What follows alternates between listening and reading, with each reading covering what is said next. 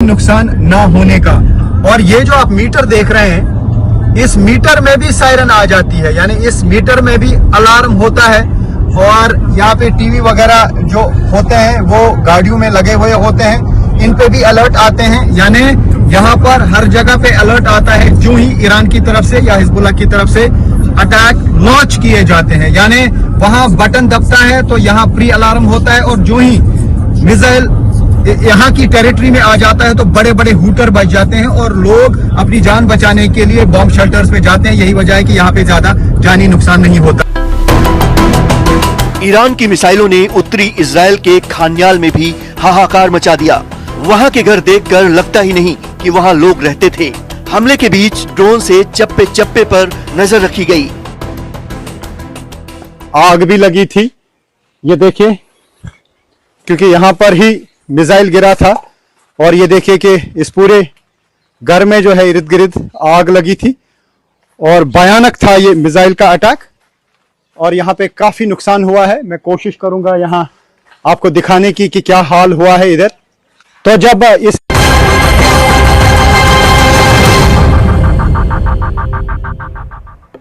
तो वहीं लेबनान में हिजबुल्लाह के ठिकानों पर बड़ा अटैक किया गया, जहां इजराइल ने हिजबुल्लाह के कई ठिकाने ध्वस्त कर दिए। अल कुरूद और अल हसन संगठन के ठिकानों पर बमबारी की गई। हमले में हिजबुल्लाह के 10 हथियार डिपो को भी ध्वस्त किया गया। जानकारी सामने आ रही है, जहां इजराइल लगातार लेबनान में हिजबुल्लाह के ठिकानों पर अटैक्स कर रहा है।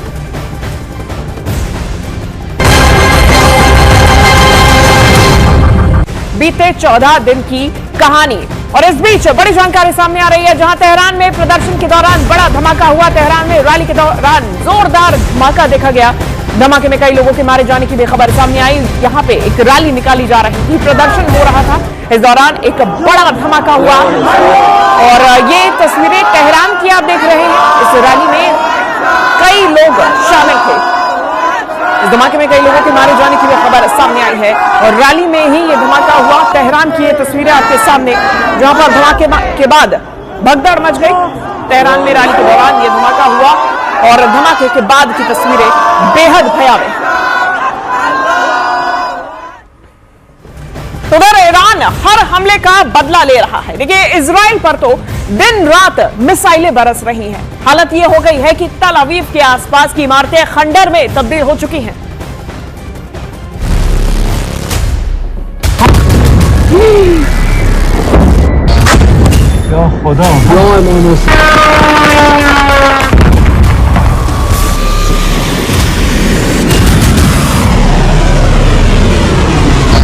भयंकर जंग में केवल इजराइल ही नहीं, ईरान भी इजराइल को दहला रहा है।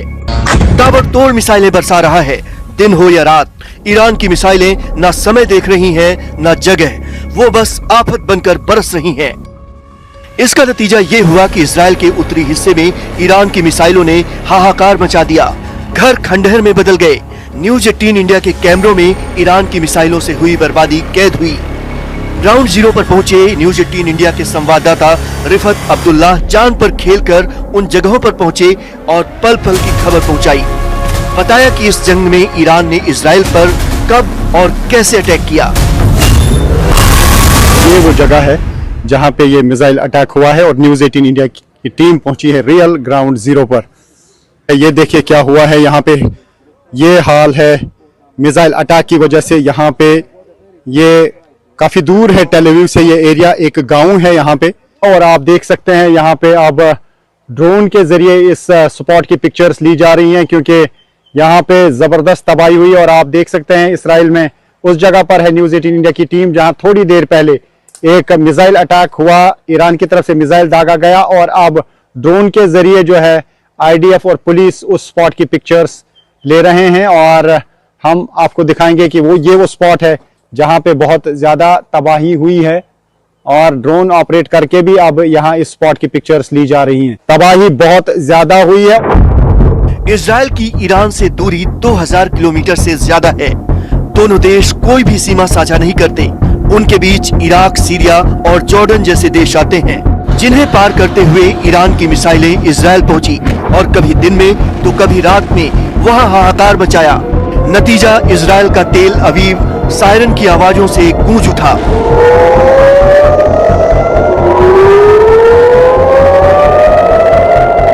न्यूज 18 इंडिया के संवाददाता रिफत अब्दुल्ला जब वार जोन पर पहुंचे तो कदम कदम पर खतरा था, क्योंकि ईरान की मिसाइल कभी भी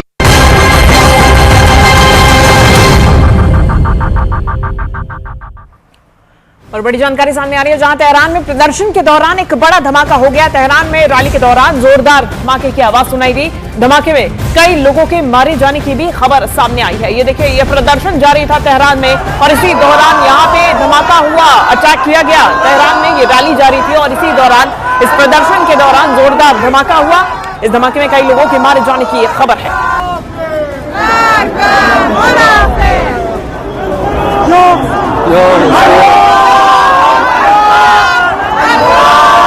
तस्वीर में अचानक ही इस रैली में धमाका होता है और रैली में मौजूद कई लोगों के मारे जाने की खबर भी इसके बाद सामने आई है।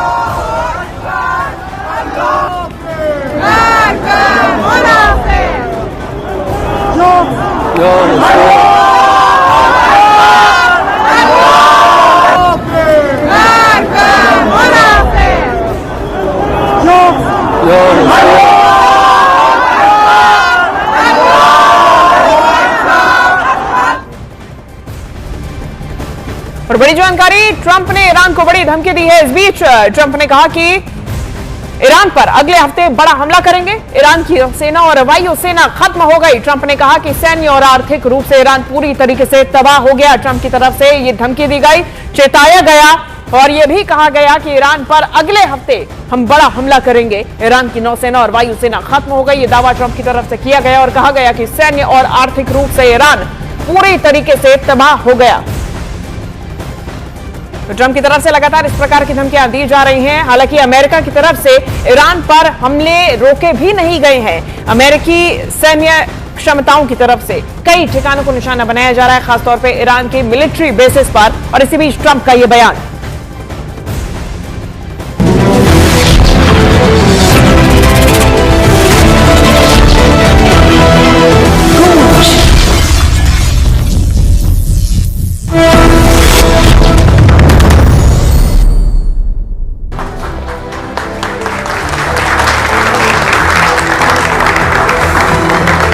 नमस्कार, आप सभी का बहुत बहुत स्वागत है। मेरा नाम रूबिका लियाकत है और इस वक्त आप देख रहे हैं गूंज का स्पेशल एडिशन। क्यों? क्योंकि ईरान अमेरिका इजराइल जंग में दुनिया इस बात से अब परेशान हो चुकी है कि कच्चा तेल और गैस की परेशानियों का हल कैसे निकाला जाए। एक बैरल कच्चे तेल की कीमत अब $100 के पार हो गई है। ट्रंप और ईरान के नए सुप्रीम लीडर मुश्तबा खामनेई के बयानों से यह साफ है कि जंग अभी रुकने वाली नहीं है और अभी इन दिनों तो ऐसे कोई संभावना नजर नहीं आती है। भारत जैसा देश अब आगे का रास्ता खोजने में जुट गया है। प्रधानमंत्री नरेंद्र मोदी ने ईरान के राष्ट्रपति मसूद से बात की है फोन पर और भारत की चिंताओं के बारे में ये बताया है कि हम चाहते हैं जो हमारी प्राथमिकता है उन्हें किसी तरह से जल्द अटेंड किया जाए। दोनों नेताओं ने जंग के बीच कहा कि भारतीयों की सुरक्षा के साथ गैस और तेल की सप्लाई पर बातचीत होनी है। इससे पहले भारतीय विदेश मंत्री एस जयशंकर ने ईरानी विदेश मंत्री से जंग के दौरान 3 मर्तबा बातचीत की और उम्मीद जता रहा है हमारा हिंदुस्तान के स्ट्रेट ऑफ